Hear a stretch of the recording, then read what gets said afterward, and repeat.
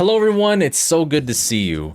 So lately I've been dabbling a lot more with the GameCube controller and the games available on NSO lately. Mostly F-Zero GX, but I've also gotten back into playing a lot of Soul Calibur 2. It's been nice to get back into these games. I have all these from my GameCube original hardware. Unfortunately mine is the 2002 original Platinum version, so it's a little bit worse for wear. It's kind of slowly dying. Having these on Switch 2 has been so valuable to me, and I can't wait to have more of them available real soon. But the more that I play these, I've begun to notice that things feel a little different.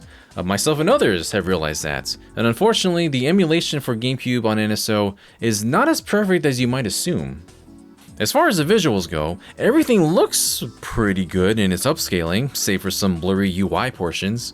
That's not the worst offense ever or anything, but it really makes it feel a lot more hastily put together. Now, something that's been a little more jarring are the inputs. For those who haven't noticed or played enough yet, there's about 8 or so frames of input delay on NSO compared to the original hardware. This is something that I probably would not have noticed years ago, but I've become a lot more sensitive to things like this as we do more and more technical stuff on the channel. If you're playing a game like The Wind Waker, chances are you might not have noticed this at all. There are some places where you can definitely feel it more than others. There was always a little bit of a delay on the UI aspects of the game, like in the menus in particular. Something about them always felt a little slower, but here it feels even more exaggerated. Even swinging my sword is a little delayed. Again, not super noticeable to everyone, but something you might have noticed in The Wind Waker is just how sensitive the sticks are now. There were some times where I was fumbling over myself just to stand in front of a chest to open it.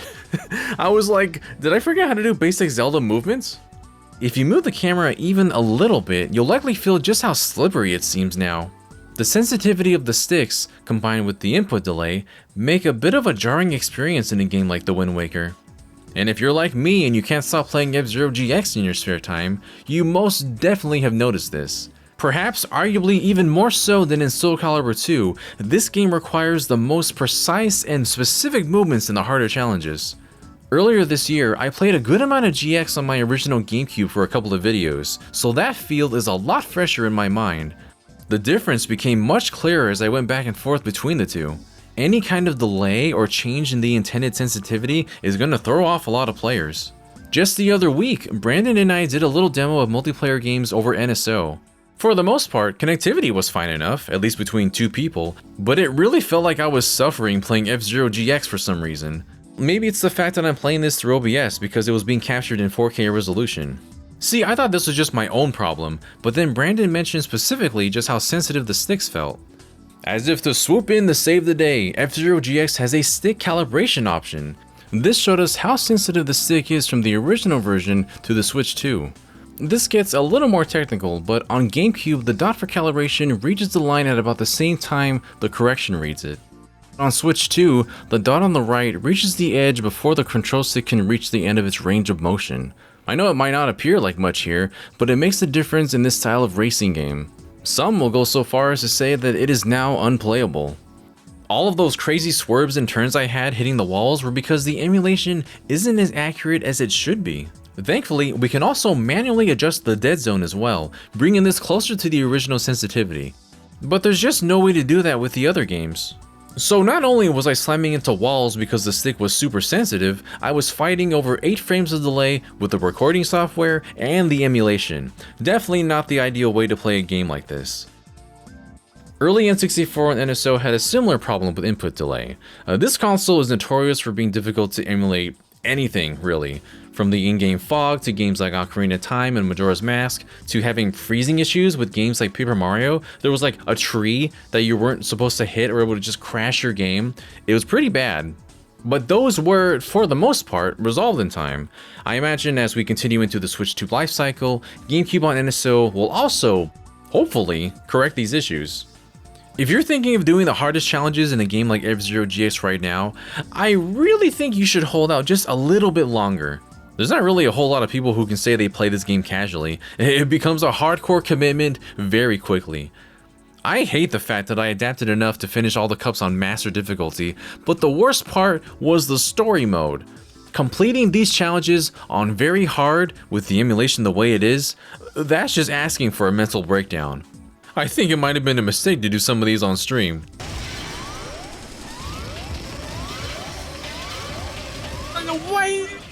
this to me, man? Why you do this to me?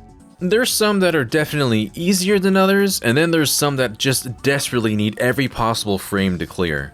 Look, I have done all of these on the GameCube original. I do not have the time or patience to do all these the pure way without save states all over again. This game is already like arcade hard, you know? Sega made this with a difficulty of the arcade version, but one that you can try endlessly at home.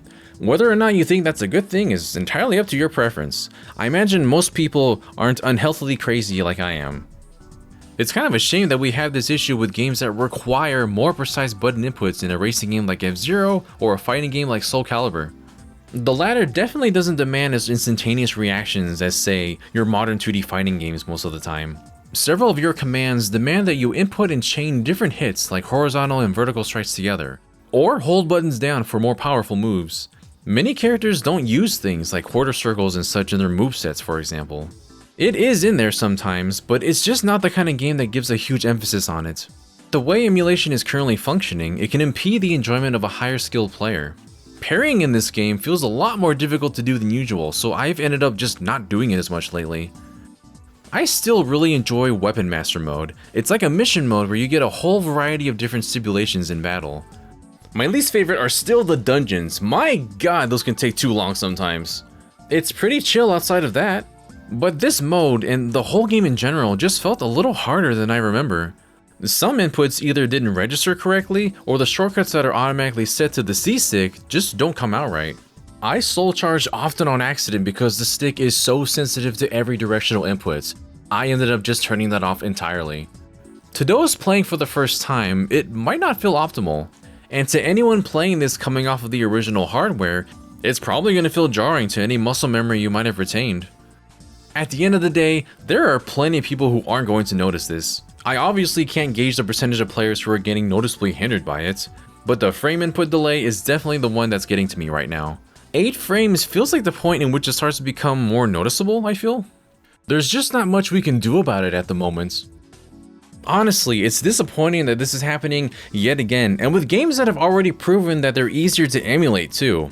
If only there was some kind of software that they could adapt a model after in order to make it easier for the Switch 2 to run.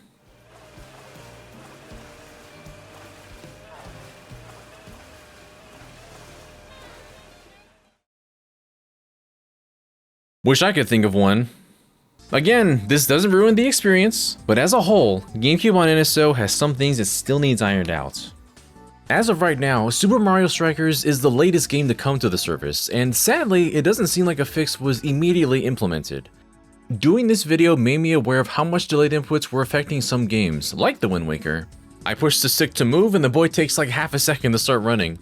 We may be waiting on a fix for a little bit longer, but at least we finally have a Mario Strikers game on the Switch now.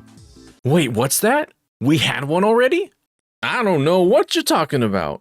Thankfully, we've seen these services improve over time, just like with the N64.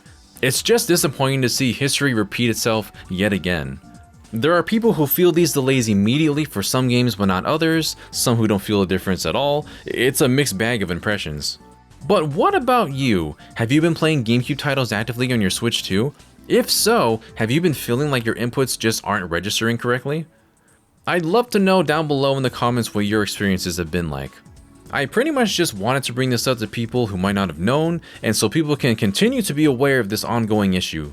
Not game breaking, just imperfect and something that can be amended in due time. But that's it from me for now. Thank you so much for watching and take care everyone. Till we meet again.